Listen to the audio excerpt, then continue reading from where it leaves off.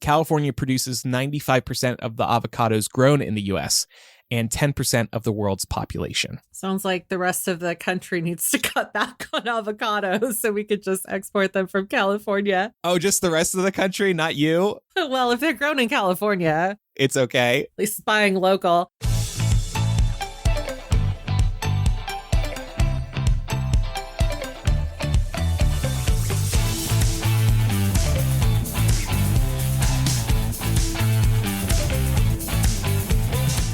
Welcome to Millennial, the home of pretend adulting and real talk. Real talk. We're no Santos over here. I'm Andrew. I'm Laura. And I'm Pamela.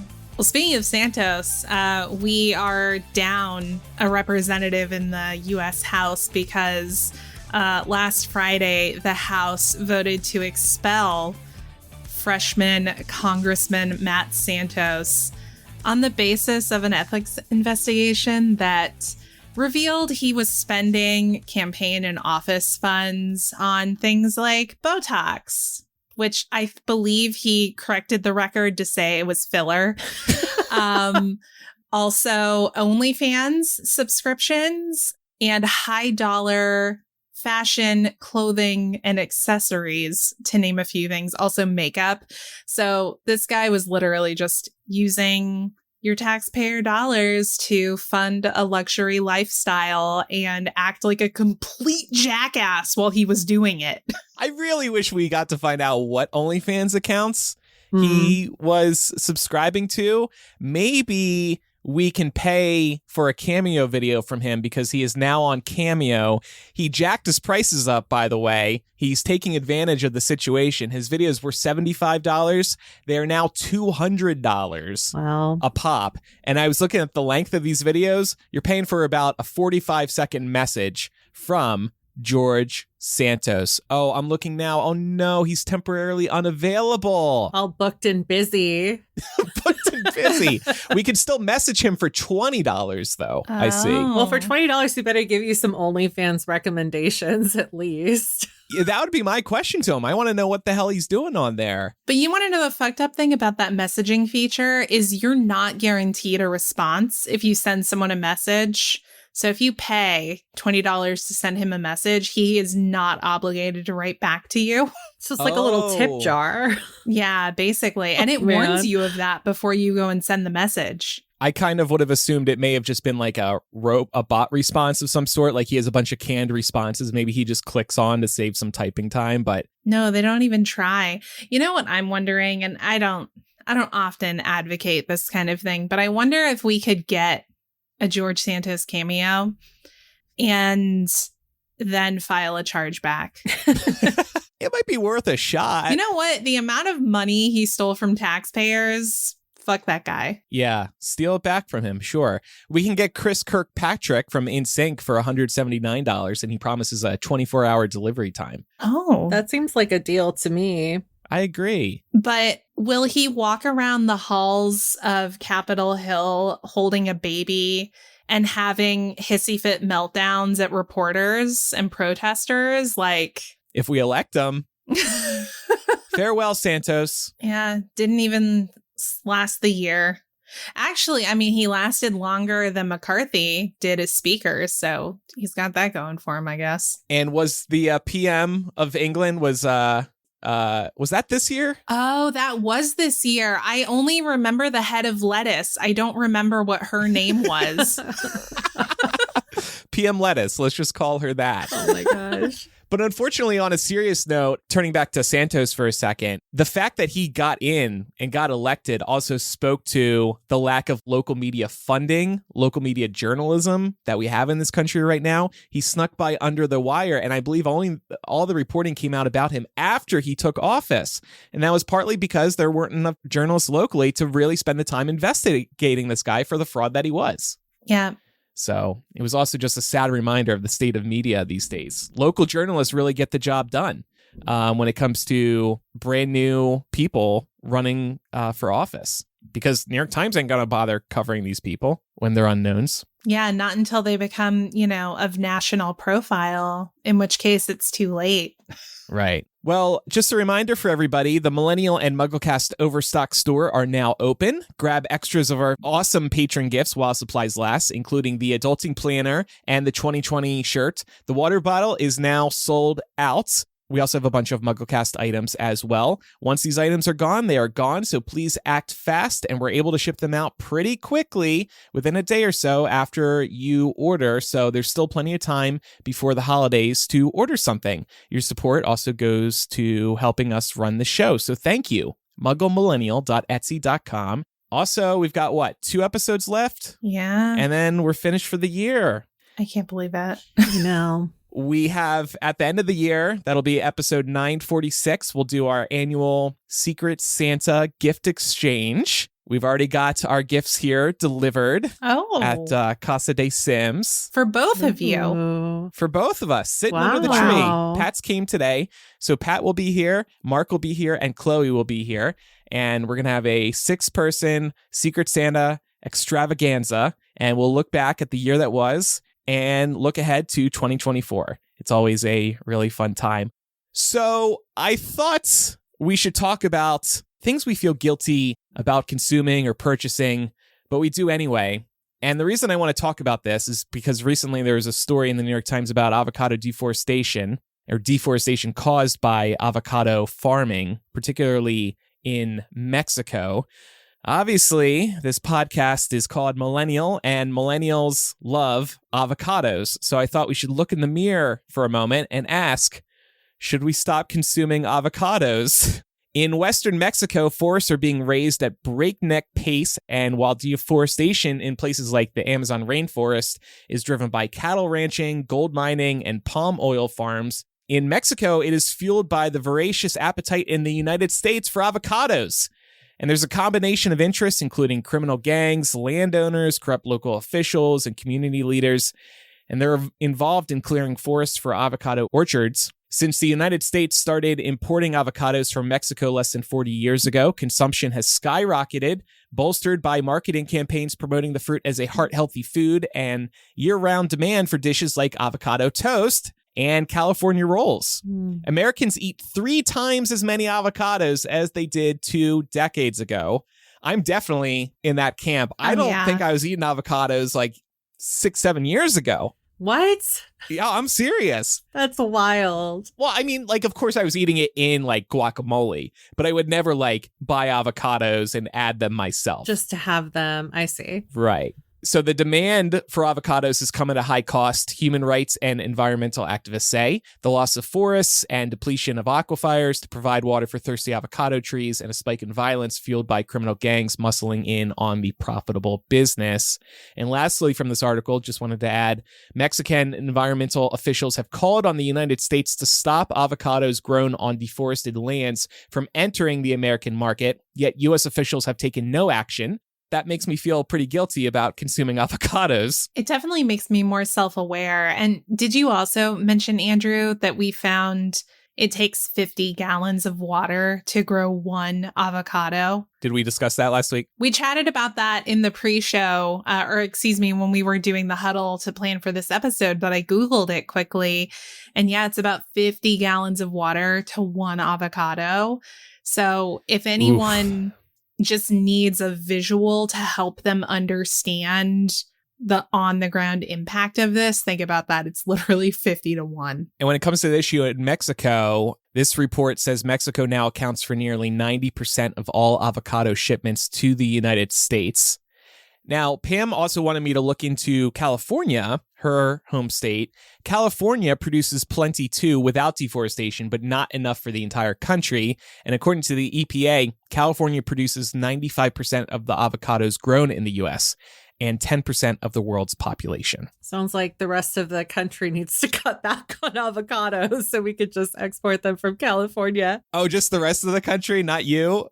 Well, if they're grown in California, it's okay. At least buying local. No, I'm joking. I mean, like, but I do think that like that kind of speaks to what you were talking about at the beginning, which is that there's been a rise in popularity in avocado. And we see this a lot in food trends where, certain foods have a moment, but most of the time they kind of settle a little bit more, I think. Like quinoa was having a huge moment. I don't see like every restaurant having quinoa bowls anymore, but for a while, like you could even go to Panera and they had like a whole quinoa bowl menu, for example. But avocado is one of those that's stuck, and that's probably the issue. That's also why they're more expensive now than they were. Like, I mean, I've grown up eating avocados my whole life. You used to be able to get like 3 avocados for $1. Yeah. Now you're lucky to get like 1. Do you think that's partly inflation, though? No, I think that it's demand, too. Like, it's inflation and it's demand. Because if they can jack up the price on something that's popular, it's that's like classic supply and demand. Yeah.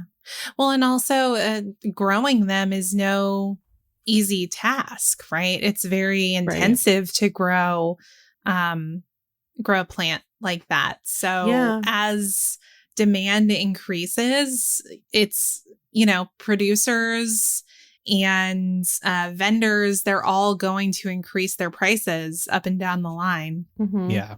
In today's discussion, we're going to be talking about some alternatives to things people feel guilty about as a way of helping each other out. So let's look at a small solution to this avocado issue. One solution could just be to grow your own avocados, but it takes tough. a lot of time. Yeah, it's tough too. I don't know if you guys have ever tried to do that with the avocado pit. I have. And it grew. And so the typical strategy is you put toothpicks in it, have it float halfway above a mason jar of water, and then you let it grow, and you're not supposed to give it too much sun. And we tried to do this. It took a very long time, and we did get the plant coming out of the pit, and it was very exciting, and it grew a couple leaves, and that was exciting. Okay, we got progress, but then it died. Yeah. And it took a while. I don't know. Maybe I can get a real avocado plant or something and just get a consistent flow going. Yeah, I think if you get one that's already started, because again, it's also climate, right? Like I don't think I would have very much luck where I am growing avocado.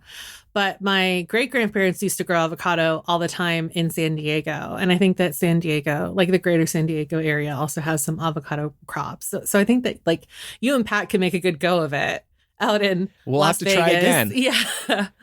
Y'all, I got a lemon tree planted December 2020. It's grown. It's a beautiful tree. It's yet to bear fruit. And I was told at this point it should have by now. Yeah. It can take a long time for those things, though. I don't know about citrus. Well, I'm looking at fastgrowingtrees.com, and there are dashes in there. So it's fast-growing-trees.com.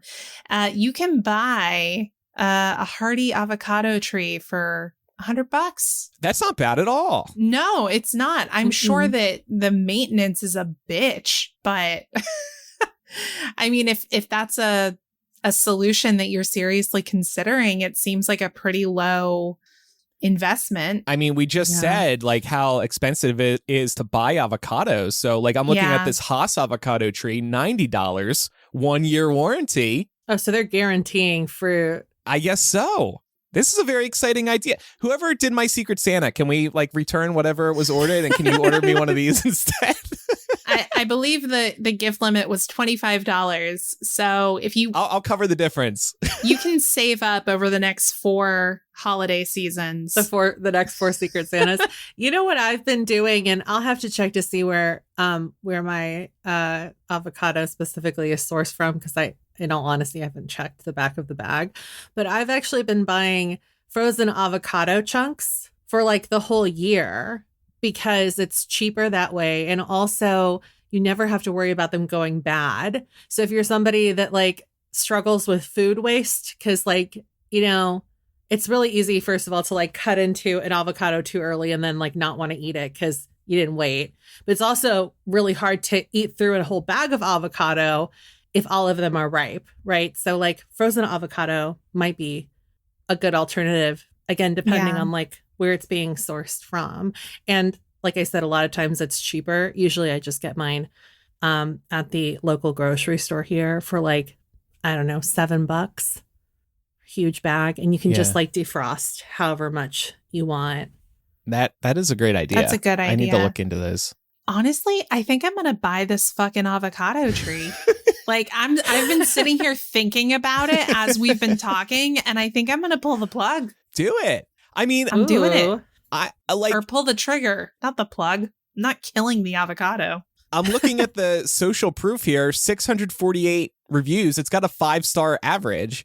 The only thing suspicious is this domain name, fast-growing-trees.com. I'm immediately suspicious of any website that has hyphens in it. We do have an endorsement from Tara in the Discord who says we got our lemon bush from Fast Growing Trees and we had a lemon this past year. Meanwhile, I'm out here being like, give me fruit to my lemon tree every frickin' day.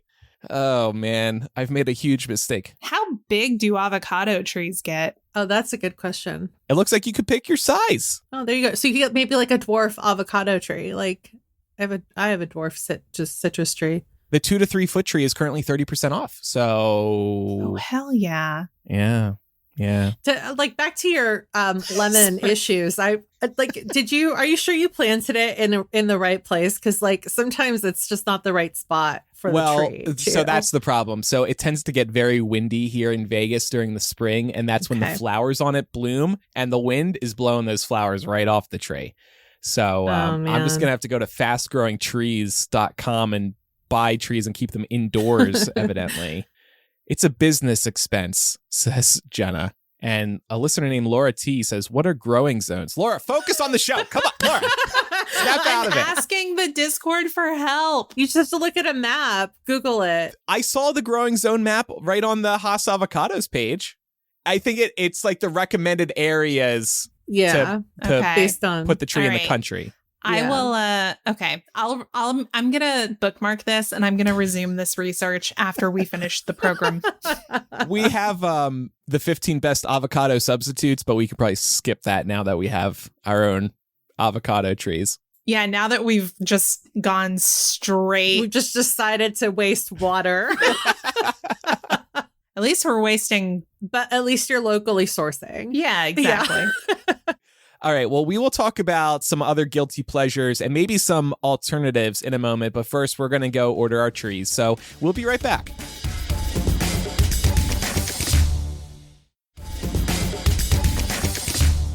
So let's talk about some guilty pleasures of our own, ones that we really can't quit no matter how hard we try, or maybe we're admittedly not even bothering to try. And maybe we'll try to find some alternatives too. Laura, what do you feel guilty about? Y'all are going to judge me, I think, for a couple of reasons. Q-tips. I'm always judging you. I know. I can feel it all the time. Your eyes are just like boring straight through my screen. So this is for a couple of reasons. One, Q-tips are bad for your ears if you use them wrong, as I do knowingly. And they're also bad for the environment because they're single use. They go straight into the trash and then float around in our oceans forever. And as a matter of fact, I don't know if y'all remember this, but there was a time where Q-tips had that plastic coating around the stick part of the Q-tip to make it a little more durable. It's only been in recent history that certain countries have started making them 100% out of paper so they can at least biodegrade. But there are still many countries that have not made that switch. So there's still a lot of Q-tips with plastics on them that are floating around in the ocean forever. Single-use stuff is always something to try and stay away from. But I have to be honest, even though I know I'm not supposed to put the Q-tips inside my ear, I do because it feels good. I feel you there. I'm glad I'm not the only one because sometimes because I have allergies, so my ears are always itchy no matter how much medicine I take for it. And sometimes it feels good to just get in there with a Q-tip and just itch the shit out of it. Not good for you. I don't recommend it. You can damage your eardrum and all kinds of shit. Well, to that point about single-use beauty products, I'll make you feel better and say that I definitely still buy makeup wipes, like makeup remover wipes, because sometimes I'm just too lazy to actually cleanse my face. Like this is twofold bad for you, kind of like Q-tips, because you're not really cleaning anything, even though you're removing on the surface, Yeah. whatever you have on your face. And then also those go in the trash and they end up in the landfill. And I know it's bad, but I still have them in my house. Honestly, most toiletries are like makeup products, like healthcare products. Like you're buying the toothpaste bottles, they're plastic, single use, throw them away. Also floss picks, like I don't use them. Great alternative reminder. I love the water flosser. It works really well. Dentists seem to love it in conversations I've had. I went to the dentist a few months ago for the first time in a while, and they were like, "Oh, do you use a water flosser?" I was like, "Yes, I do." They could tell because my gums and my teeth were in good shape, and they credited the water flosser with that and my electric toothbrush brushing. So get away from those picks. You see them on the street too. I don't know how they end up everywhere, but they do. Yeah. I'm so glad you I think mentioned it's just that. people are flossing on the go. Flossing, and then they're just like, whoosh, throw it on the ground. Yeah. People are gross. A lot of people They litter. are. Okay, Laura, confess once more. Okay, so my other one is Amazon for so many reasons. One, it's like way too easy, and I'm probably spending a lot of money that I could be spending on other things that are better for me. But the other thing is, again, just the excessive waste in packaging and shipping materials. We get so many Amazon boxes at this house, and I've been lately trying to think of alternatives to this so that I'm not habitually thinking, oh, I need this, I'm going to go order it on Amazon. And instead of thinking like, okay, what are some other things that I can do? And for me, an alternative that I thought of, because I actually hate shopping in stores. I just don't enjoy it. Never have, never will. If I'm going to a store, it's because I know exactly what I want and I know where it is. I go in, I get it, I'm fucking out. 5 minutes or less, unless the lines are really bad. So I was thinking I could just order online for in-store pickup. That way I walk into like the service desk, get my shit, and dip. Okay. Or you can have them bring it to your car if you're at Target. That's true. Great. You don't even have to put shoes Man, on. Publix does that shit too. They'll grocery shop for you and bring your stuff to the car. It's great. That's a really good point, actually, the in-store pickup or just having them drop it into your car. I think we're all guilty of the Amazon problem. It's just way too convenient. Oh, yeah. But yeah, I feel guilty. I felt guilty, and I think I've brought this up on the show before about how often you see the delivery drivers coming through the neighborhood. I mean, people are getting stuff to their houses every day. They have that Amazon delivery day feature where you can say, okay, only deliver my packages, let's say on Mondays. I think that's a good like middle ground solution, but not everybody does that, of course, because people want it right away. I actually do think I have another alternative here, and this is a relatively recent find for me. Now, I'm going to recommend a specific one that only can be used in 3 cities. It's called nellisauction.com, and they cover Vegas, Phoenix, and Houston. I have to think there are other auction houses across the country. Nellis Auction is a place where Amazon, all these other online retailers send stuff to be auctioned off because they don't want it back. You can get, as far as I've seen, every name brand under the sun at a fraction of the retail price. I heard about this from Pat. He heard about it from someone else.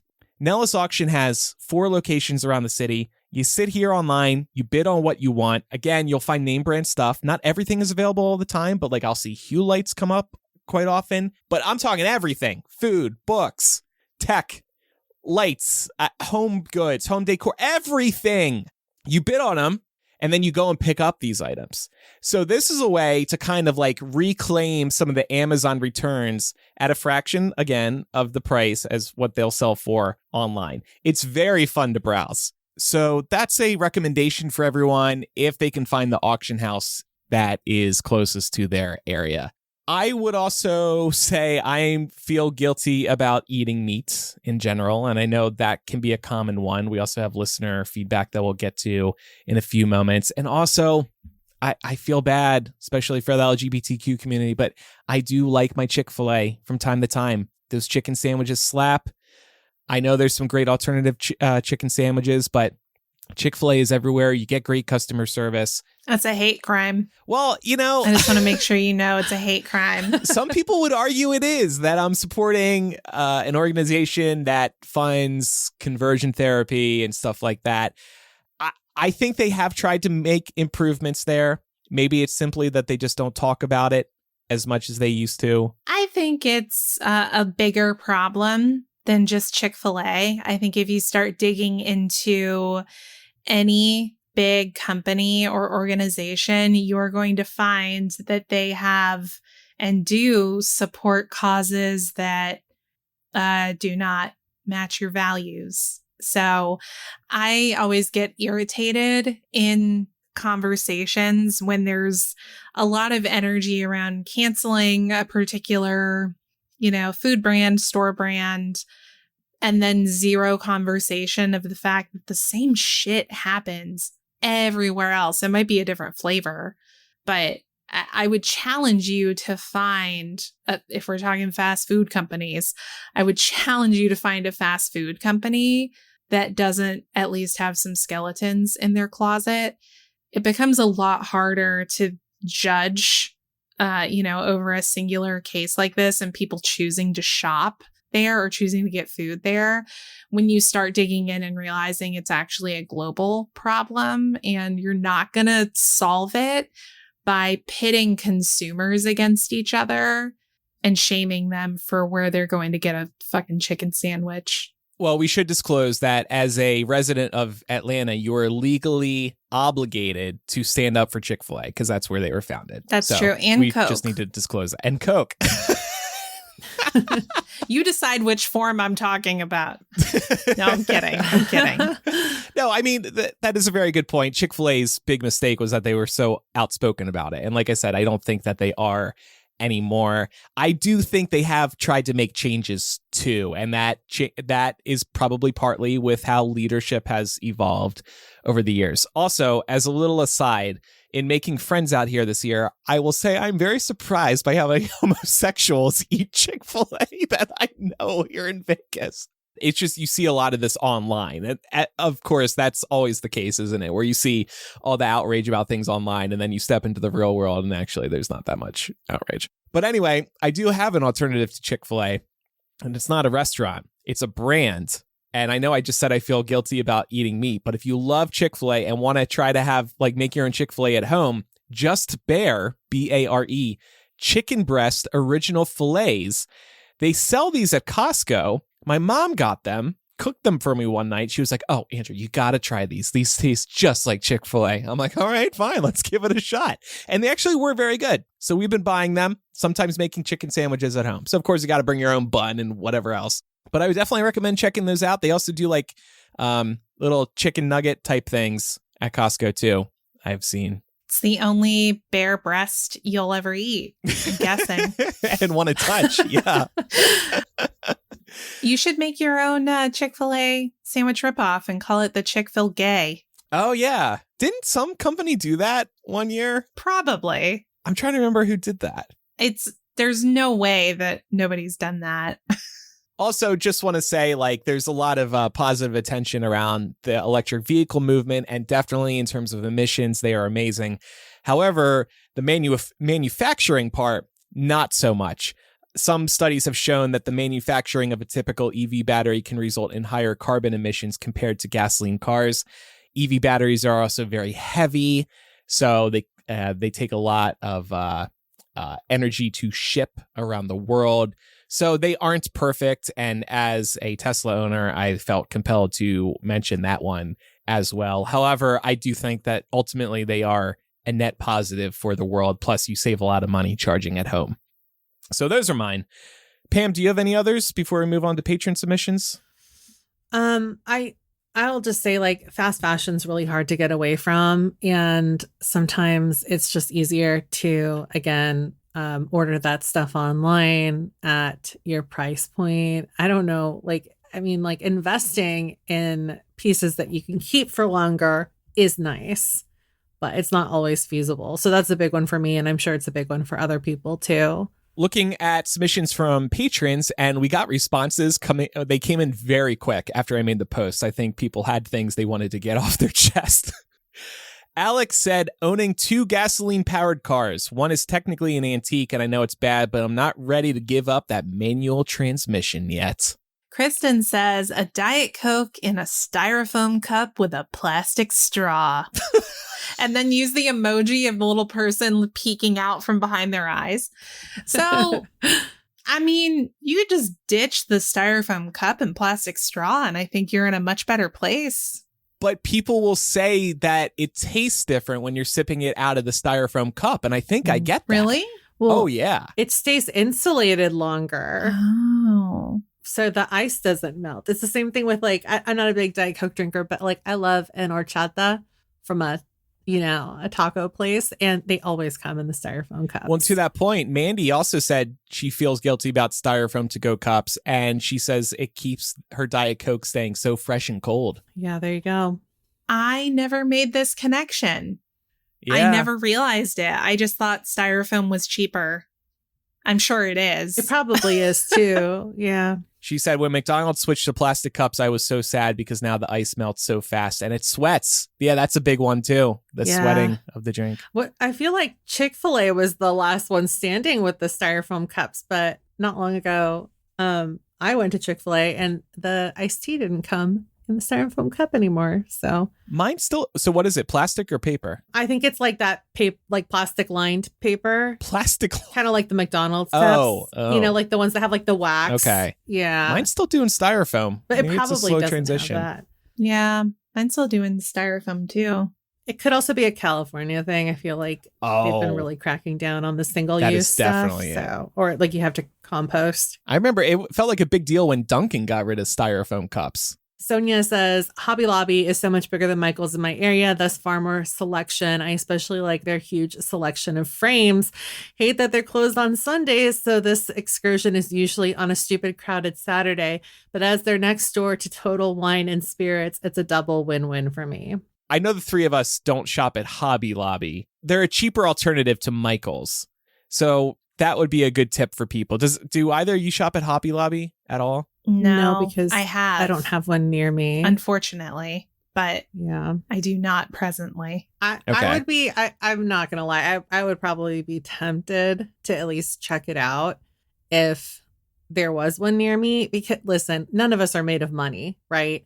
And if you get into any sort of crafting, and sometimes I go all in on crafts, like it adds up really quick. The price for even like, I don't know, like let's just say you want to do I don't know, like clay ornaments for like all your family and friends or something like that. Like that adds up. So obviously you want to go wherever you can get the best deal if you're really hell-bent on doing like homemade crafts for Christmas, for example. I'll use that as an example since we're, 'tis the season. But yeah, like or also like even like yarn. Like the internet likes to say that like, making blankets for people or making scarves or making hats for people is like a cheap gift idea, but yarn is really expensive and that adds up too. Yeah. So. Yeah. Well, and people just have to shop where they can reasonably afford to shop. I would never think of shaming somebody for shopping at Hobby Lobby, just like I wouldn't shame someone for getting food from Chick-fil-A and a million other companies that have ties that are questionable at best and nefarious at worst, because we as individual consumers only have so much control, read none, over these larger market trends that are dictating why prices are sitting the way they're sitting and why wages have stagnated and aren't keeping up with the cost of living. People got to do what they got to do, Yeah. So I totally get it. Well, and Kelsey also brings up a good point. Our Christmas tree skirt came from Hobby Lobby, and I feel so awful about that part of it, but it was unfortunately exactly what I was looking for.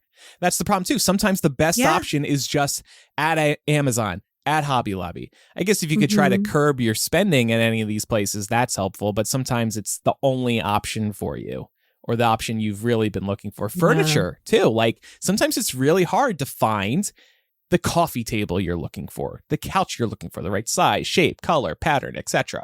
And then you find it at, let's say, Hobby Lobby, and it's like, well, fuck me, I guess I'm going to go to Hobby Lobby. Yeah. The other thing is, too, is as much as I would love to thrift furniture, the timeline for that, like, you have to be patient, and there's no guarantee that you'll find it in a day, right? And it's mostly because if you thrift furniture, better chance that you'll actually find a piece that's made of wood. Nowadays, nothing's really made of wood anymore. Yeah. So, the longevity of the thing and like the cost is advantageous to people. But like, if you need a kitchen table or if you need a desk, like, that's usually something that you need right now. You can't wait like 3 months, 6 months to have those pieces in your home. Right. Kiana said, my husband is very leftist, anti-Israel, pro-union / labor rights oriented. So right now going to Starbucks is on the no-no list. I, however, have held out for a few months now, but he doesn't have to know I got a cold brew with extra pumpkin cold foam the other day because damn, that shit is good. I don't personally know that you refusing to buy a cold brew once in a while at Starbucks is really moving the needle on any of those issues. I mean, I'm not going to sit here and say that people shouldn't, spend to meet their convictions. So I understand what your husband is doing, but I don't know. It feels like maybe that should be more of a him thing and less of a you requirement. So yeah, there's the power in numbers, of course. And if you feel like you're contributing to a movement, I guess that's the point. But yeah, I mean, ultimately, that's kind of how I feel about Chick-fil-A again. It's like, is my $10 every few weeks moving the needle at all? No. You know what it just made me think of? I usually don't go to Starbucks anymore. I'm much more of a Dunkin' fangirl, but I'll commit to this. When I do go to Starbucks, when I get a hankering for it, I will try my damnedest to only be a patron of unionized locations. Okay. Don't know how many there are currently, but okay. There aren't that many, but I will fucking find them. Yeah, quick Google should help you out there. Anthony said long showers. Sarah also said long hot showers. It's getting colder at my soccer games now, and I am freezing by the time I get home. Yeah, so long showers obviously contributes to, water waste. Hot showers, I suppose. Hot showers maybe aren't the best for your skin. Yeah. Like your moisture barrier. I would also recommend doing a little Googling and seeing how much indoor water your town or city is able to reclaim. As I've brought up on the show before, Vegas reclaims 99% of indoor water. So I could sit there for 3 hours and virtually all of that would be reused. Now, of course, that has a negative impact on your water bill, and you're asking for more water to be running through the system. And as a city grows, more water is going to be required to run through the system to support the entire system. So that's not good. But it might make you feel better if you do some Googling. I know Sarah lives in San Diego. Oh, she Googles San Diego water reclamation. Let's say they reclaim 99% like Vegas. Then you might feel a little better about those long hot showers. You can also take Navy showers. I don't know if anyone is familiar with that. It's basically where you, and I guess I do this, not because I'm trying to save water necessarily, but because I have this very peculiar thing where I prefer to like soap up outside of the stream of water because I don't want to wash it off. I want to wash it off all at the same time. Oh, I get that. Yeah. I want to be like completely like soaped up so that when I wash, it like all comes off at the same time. And I actually feel like I'm getting clean. So I do this. I'll like get in the shower. I'll turn on the hot water and I'll definitely like enjoy it for a couple of minutes. But then I turn it off and I soap up and then I rinse off. So that's something you can do. When you said Navy showers, I was hoping some hot thing where like you're showering with Navy sailors to conserve water. I was like, damn, tell me more. I thought you were gonna say you you boil your own hot water and you like run under the cold water and then douse yourself in hot water. Can you imagine? We had to do this once, and when I went to visit my family in Mexico, because we just had one of my family members had just built a new house and they didn't have hot water yet, but we were also there in like the dead of spring break heat. But yeah, like the shower was interesting because there we would go with like our pot of hot water. I've never done that. And I did look it up to make sure that I'm not crazy. It is a thing. A Navy shower is a method of showering that allows for significant conservation of water and energy by turning off the flow of water in the middle portion of the shower. I also know that they like nowadays they make shower heads where like, you know, like they distribute less or like you can easily turn them on and off. I'm actually due to upgrade my shower situation soon, so maybe I'll look into that. But that's a good call. That's definitely an option for people too. Zian says, my stationery collection, inks, fountain pens, notebooks, and many more. Komal said, disposable plates and cups. For almost a year after our kid was born, we didn't have the energy to do so many dishes regularly, so we bulk ordered paper plates and utensils from Costco and used those instead. We also hand wash instead of using the dishwasher, which makes this all that much worse. Yeah, I guess there's better plates and utensils now for the environment, the single-use ones that are biodegradable. Maybe you can look into that, but I also understand, like, as a parent, you're busy. All right. Moving on, Kristen said, using paper plates and other disposable dishes. I'm disabled and have to be realistic about what my body can handle, but I hate contributing to killing trees and making extra waste. To that, Kristen, I would say that you have nothing to feel guilty about. You're doing what you need to do within your abilities. And I would also consider maybe looking into planting trees. Like you can make a donation to an organization that regrow trees. That might make you feel better. Even a small donation, I bet, would go a long way. Yeah. If you want to. There are also biodegradable paper plates that you can get. They're definitely more expensive, but that's an option. Even if you only wanted to get some of them and use them some of the time. So like say every other plate or every third plate is a biodegradable plate, like that would make a difference. But I don't think that you should be comparing yourself to what the rest of us should be doing, which is not using paper plates. There's exceptions to everything. For sure. Noticing a pattern here. Drew says, so many paper plates. I like to think that owning a plug-in Prius balances it out. I think that's a good thing to keep in mind in general, trying to balance things out. Megan said, I love flying and will always pick it when it's an option. It makes me feel fancy. Next week, I'm flying to see my mom and dad. It would be a 5-hour drive, which I usually do, but I had the option to fly this time and wholeheartedly took it. Also, one of my hobbies for the last 15 years has been watching Formula One, so I suppose my support is fueling an environmental disaster. As someone who works in the environmental field, there really is a feeling of guilt around these things, but I have to put it into perspective or I'd never be able to live my life. Flying is a necessary evil. I know you like flying, but a necessary environmental evil. For now, there was actually a story in the last week. There was a Virgin Atlantic 787 flight that flew across the ocean without fossil fuels. So they're making progress there. It's slow going, but one day the impact on the environment will be significantly smaller. Madeline says Shein with an upside down smiley face. And that's makeup?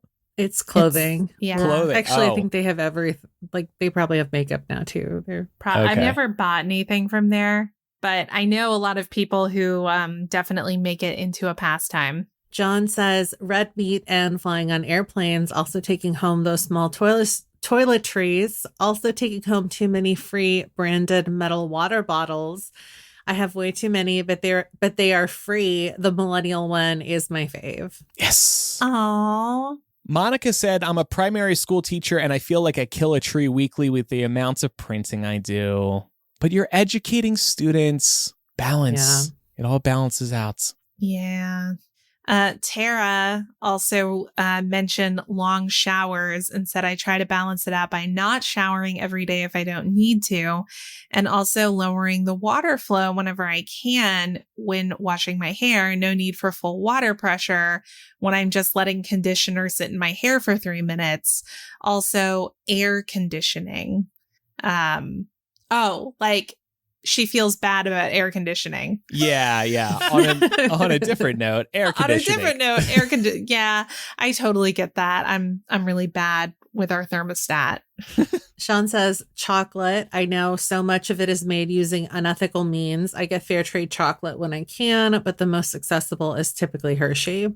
Lola said, I think this is a very common one, but eating animals. I studied animal science and went to an abattoir as part of my undergrad and learnt all about that process and was absolutely disgusted and horrified, yet still very happily eat meat. It's a very common phenomenon called the meat paradox, where most of us love animals, yet still happily chow down. It's a cognitive dissonance at its finest. Yeah. These are thoughts that cross my mind too, thinking about how animals are treated, and sometimes it turns me off. Other times I'm able to not even think about it. But yeah, I don't know. Maybe we should devote an episode to that at some point, because that's, like Lola said, a very common one. Zoe is echoing some other themes that we've already heard. Chocolate, coffee, and long showers. Coffee, very similar to chocolate in terms of the ethical issues that come with where it's sourced, how it's sourced, how people are compensated for it. Yeah. You for that, I would recommend looking into some local roasteries, because usually they're doing a much better job of keeping to fair trade guidelines for single origin stuff, and sometimes for the mixes too.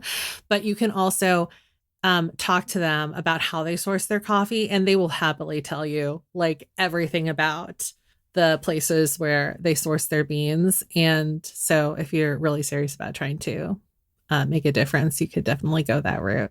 Destiny says, I use a lot of plastic storage Ziploc bags. I wish I could afford reusable silicone ones, but they are so expensive. I do use and reuse plastic containers that I buy food in at the store. For example, lunch meat. They are great for storing leftovers as well as sending food home with others because it's not important to get them back. I also use almond milk, which I know uses a lot of water to produce.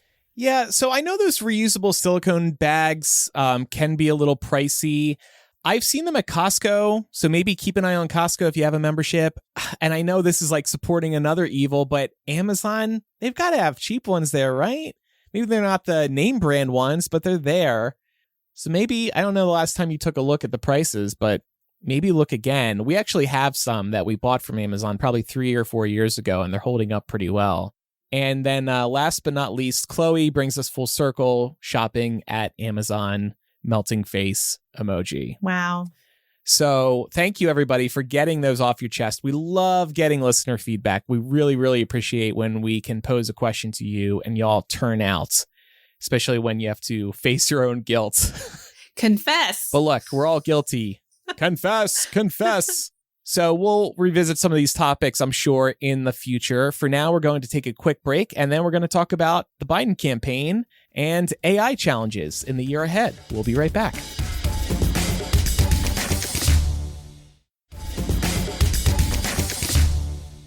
All right, y'all. Well, now we're going to talk about AI. I feel like AI should be the person of the year because it's the thing that we've not been able to stop talking about. It was recently announced that the Biden 2024 re-election campaign has assembled a special task force to ready its responses for misleading AI-generated images and videos. They're already drafting up what court filings could look like and preparing some novel legal theories that it could deploy in the event of some potential disinformation efforts, which we know are going to happen.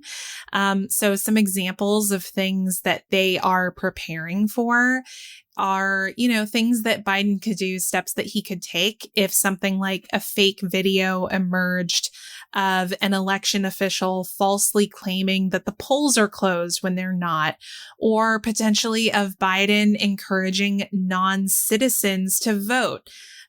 Things like this, claims that have been made in prior elections, basically being fabricated in this, AI deepfake format. And we actually, just as a call out, we did predict that AI, and I think it was specifically voice AI, would be of significant concern in the upcoming election. So, I think that the Biden administration taking some steps here to mount, some legal strategies, as well as the administration just put out an executive order around AI. I think it just shows that we made a very accurate prediction earlier this year when we talked about it. That was back on season 9, episode 10, for anyone who wants to hear. And when you do, you'll also hear an AI creation of our own using President Joe Biden's voice endorsing our podcast. No, that was real. No. It didn't sound fake at all. It is nice to see. It actually sounded pretty good, I think. I'm going to have to go back and listen. I honestly forget. It's nice to see that the 2024 campaign is thinking ahead on this, because it definitely feels like a terrifying issue and it's going to get easier and easier to fool people.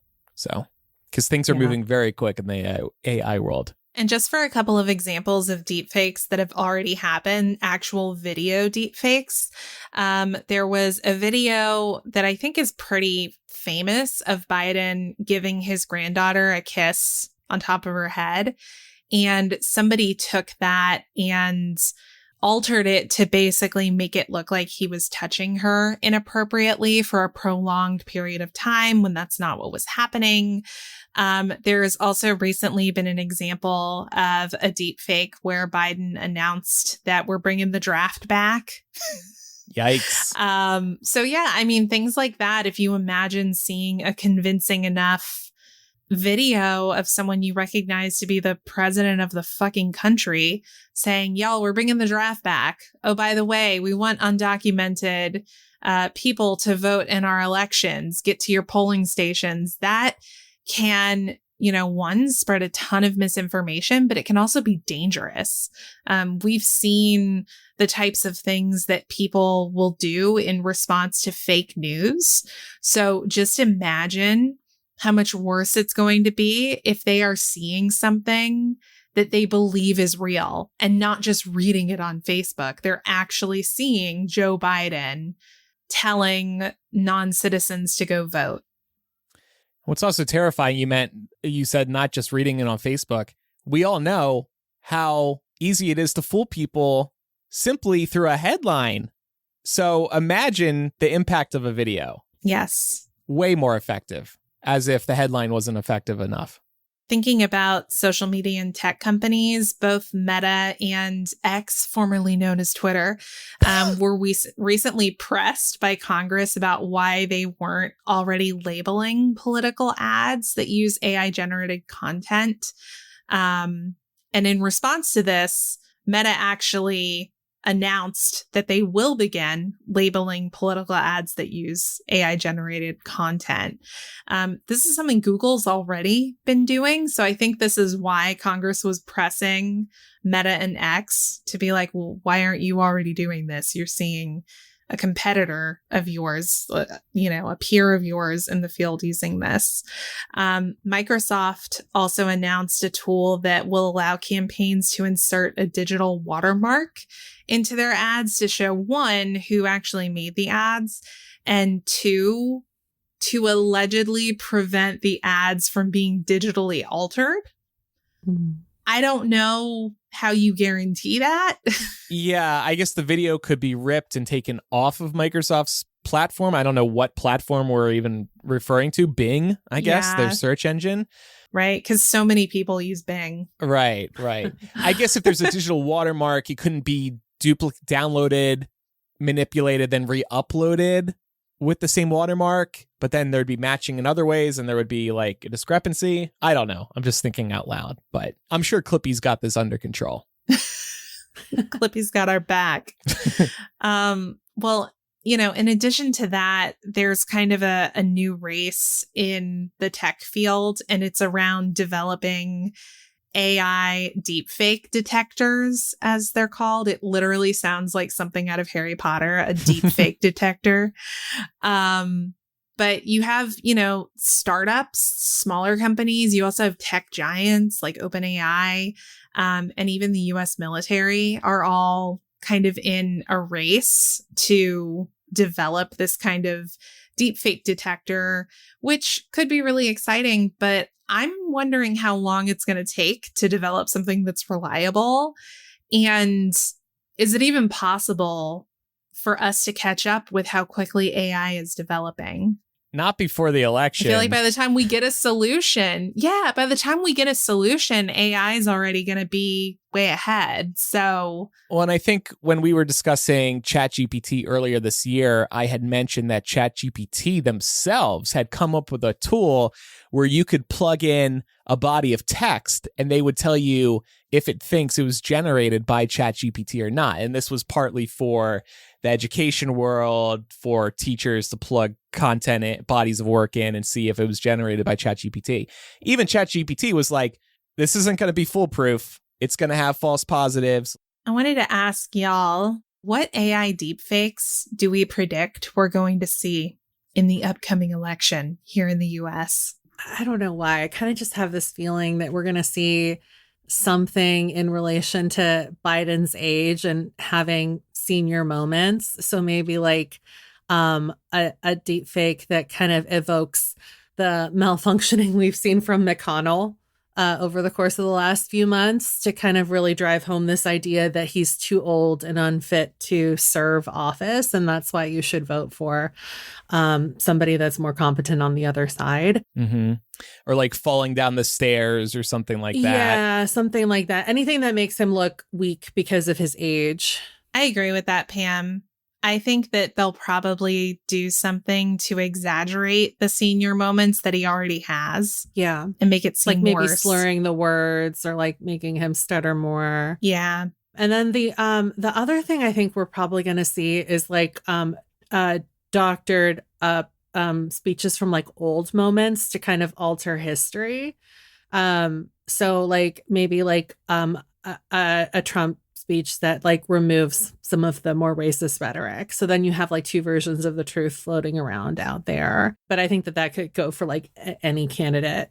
DeSantis has also had a lot of flubs. I could see people like trying to alter those flubs to make them look a little bit kinder to him so that people don't really know which one is the truth. Like this, all of this really kind of goes back to the unfortunate truth, which is that so many people don't have a good media literacy foundation. And like, this is just going to exacerbate that even more, which is unfortunate because it's like way harder to deduce whether a clip you're saying is fake or not when the technology just keeps getting better and better. But then if you don't have good media literacy skills in addition to that, it's like, kind of fucked. I was thinking post-election, like let's talk about the day after the election, a Joe Biden or Kamala Harris AI saying that either they actually lost the election or that there are wide amounts of election fraud.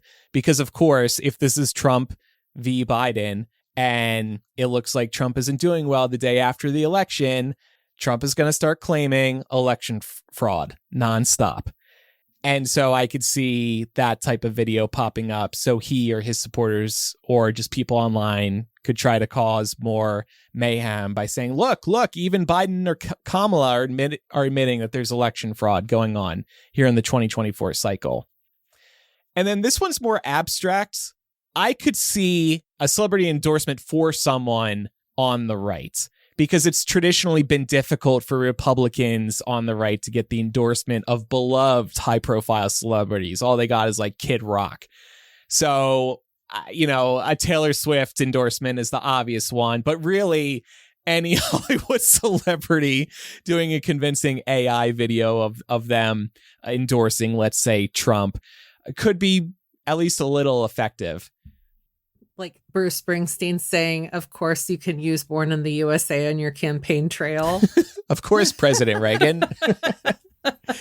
Yeah, or just, I don't know, Brad Pitt or any celebrity who's hot this time next year. Harry Styles. I guess they want to get out the youth vote, so it might be like a young singer. Or I don't know what movies are coming out in late 2024, but yeah, I can see some fake celebrity videos because the right doesn't have cool celebrities like the left does. No. Yeah, I wonder why. um, it's almost like artists and creative people tend to err on the progressive side of history. Who would have thought? Seems so. Anywho, I have a couple of thoughts. One thing that I was thinking is I could see there being something created purely for shock factor. Like an elected official, could be Biden, could be another high profile official, exposing themselves in public. So that if you believe claims of, Biden being a pedophile, which is a favorite one of, people who go down these, conspiracy wormholes, you might see a video of what looks to be Joe Biden exposing himself or, in some other way interacting in an inappropriate way towards someone. You're seeing something it's confirmation bias, and you're not going to question it, especially if it looks pretty real. The other thing that I was thinking is doctored content showing certain officials endorsing policies that they actually don't agree with, or saying things that they, wouldn't say, in order to convince certain segments of the population that they're actually a shadow sexist or a racist, or secretly a communist or a socialist, like anything that could allow people to kind of pin an ism or an ist onto that person based on something that they didn't actually say or do or support. I think we're going to see a lot of coming into next year. But I definitely think there's going to be some kind of nudity scandal driven by AI. That also tracks with the Hunter Biden attacks with the leaked dick pics. You mentioned confirmation bias. Oh, look, his dad is getting his dick out there too. Those Biden boys, they just can't keep it in their pants. Some of us can. And just to wrap us up, I did want to plug the executive order that came out of the White House around AI. This is very extensive. Definitely recommend reading it through if you haven't had a chance yet. This is probably the most thorough sort of high-level overview I've seen of the various issues that can and will arise as AI continues developing. And I just wanted to call out a couple of these that stood out to me. One is protecting against the risks of using AI to engineer dangerous biological materials. That I thought was interesting because we hear a lot about using the powers of AI in medical development, right? And that's something else that's referenced on here too. But we have to remember, if it can go one way, it can go the other way too. And I think especially in a world where we have only just recently experienced living through a global pandemic, I think that this is going to be really relevant to people to make sure that AI isn't being used in this way. Something that I really love that they called out here is providing clear guidance to landlords, federal benefits programs, and federal contractors to keep AI algorithms from being used to exacerbate discrimination against people. I think that is such a big call out because we know that in AI and in tech in general, there is so much bias and discrimination baked into the way all of this software works. So I appreciate that being called out here as a significant risk, because it is. And the last thing that I pulled here is to advance the responsible use of AI in healthcare and the development of affordable and life-saving drugs. Again, a more positive example of how AI can be used in that space. But if you think about the expenses that are passed on to us by pharmaceutical companies, there's potential to use this power for good. I don't know if it is going to be used for good, but could be. So I definitely recommend reading over the full executive order. There was some really interesting items called out there. And of course, when it comes to like affordable and life-saving drugs, I mean, like you basically mentioned, some of these companies could be less greedy, but maybe ChatGPT will make some cheaper drugs for us. All right. Well, a couple of reminders before we get to recommendations. The Overstock store is now open. Visit mugglemillennial.etsy.com to get some of our gifts from years past. This is a great time to order these gifts. Maybe you want one of these for Christmas from Santa, so send the link to your parents. Or maybe you want to buy something for a millennial listener in your life. Once these items are gone, they are gone. So do check it out as soon as possible. And Pam, what's coming up in After Dark today? We're going to talk about whether or not we return shopping carts after we're done using them. This is as a result of the shopping cart theory, which has been around for a few years, but it's making the rounds again online. I thought it would be fun to see how lawless we are when we're left to our own devices. We polled listeners for this segment too, so thank you for all of you who voted so we could talk about the results, and we'll also talk about any other societal rules that we break when we think no one's looking to. So it should be a fun discussion. Mm-hmm. So After Dark is part of Mega Millennial, which is the main show, ad-free, with After Dark attached at the end. If you're a Spotify user, you can just tap into the show, then click the Patreon banner, and you can pledge to our Patreon or access the Patreon benefits right within Spotify. If you want to support us elsewhere, there's the Apple Podcast subscription, which also gets you access to Mega Millennial. Whether you're on Apple or Patreon, free trials are available as are annual subscriptions to save you some money. So let's move to some recommendations. Laura, you have an exciting update for us, I think. I do. So my recommendation is for the consumer action class. The way they call this is so weird.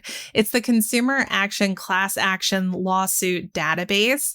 This is essentially a database where you can look up all of the active and open class action lawsuits that are out there in the great wide world. And if you think that you may be eligible for any of these class action lawsuits, I highly recommend submitting a claim for one.